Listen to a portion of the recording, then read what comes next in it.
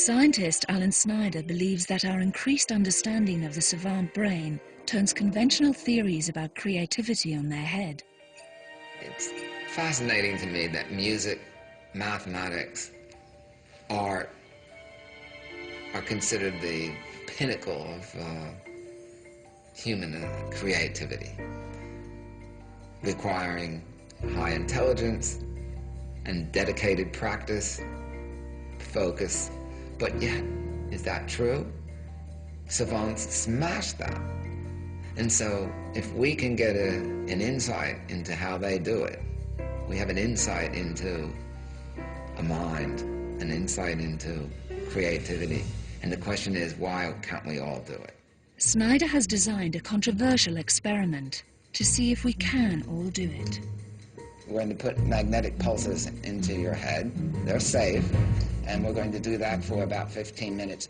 Using a revolutionary technology, Snyder asserts that he can artificially turn on anyone's hidden potential by temporarily turning off part of their brain. Our transcranial magnetic stimulating equipment has been able to allow us to have the same skills that savants have. Snyder has recruited Mike Ray, a university student, to be his guinea pig. He has devised a series of tests that echo savant skills that he will administer to Mike before and after he stimulates his brain. First up is a drawing test. What we'd like you to do, Mike, is to draw from memory your version of a horse. And horse, and we'll give you about a minute. Okay.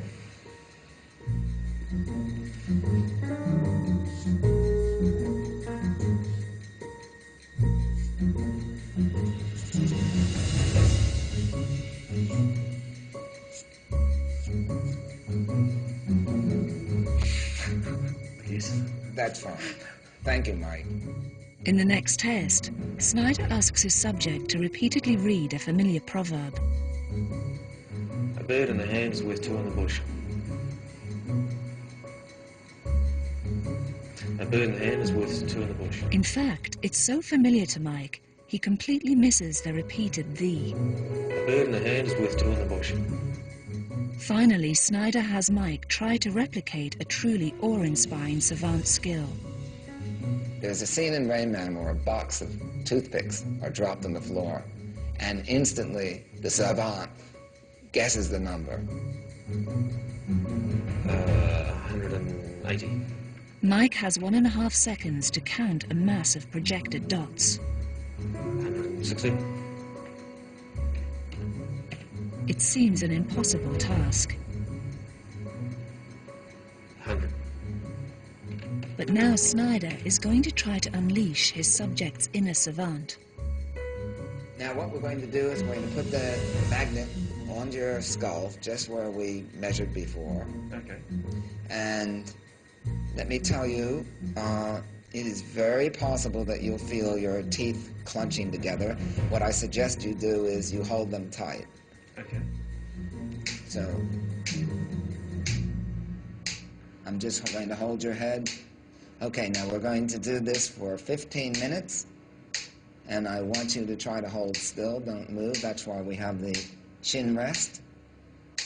How do you feel? Feel fine. Well, you do feel the clenching. It actually feels like there's a, like a small pressure blow. Like a ballpoint point. Yeah, surprisingly. It's just Ballpoint hammer, some people say. Yeah. Well, Mike, the good news is that you're participating in a truly frontier experiment.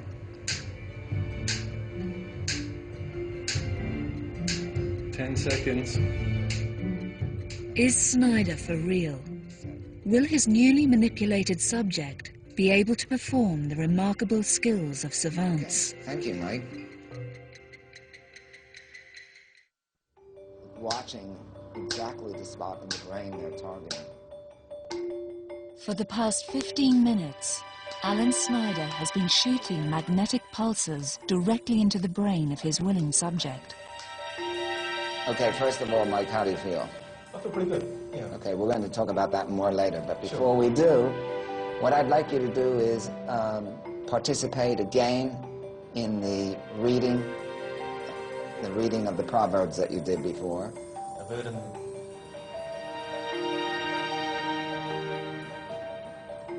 bird and though thy hand is worth two in the bush. The first surprise is that after the stimulation, Mike has instantly spotted the double V.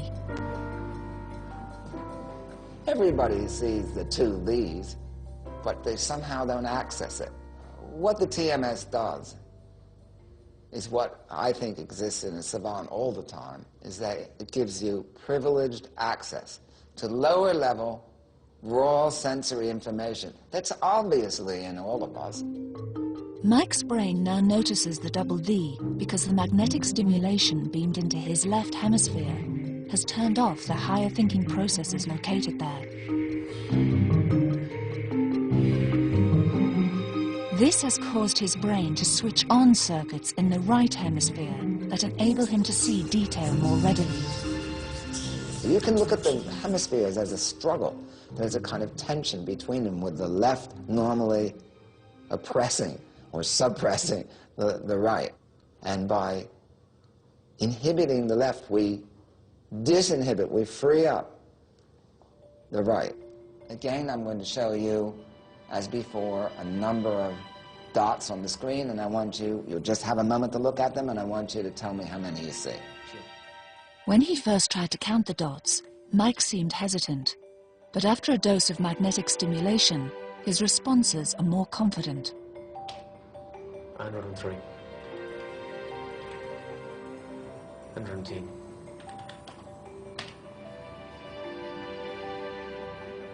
62. Okay, so before the transcranial magnetic stimulation, you got 2 out of 20. Right. Which is very typical. Yeah. That's about what most people get. But in your case, quite astonishingly, after TMS, you got 8 out of 20, which is better than our average. Excellent. And when Mike draws the horse, he seems to do it with a lot more flair. You seem to have a completely different schema, whereas before you were concentrated on the bold outlines. In each task, Mike exhibits a noticeable improvement, as Snyder has found in 40% of his subjects. The magnet's effects are fleeting. Within an hour, Mike's hidden talents will go back into hiding. But Snyder is not shying away from his ambitions. I would one day actually like to have a thinking cap. You know, this device that allows us to go against our evolutionary makeup, allows us to become literal, but a better way to say it, allow us to get rid of our prejudices just for a moment.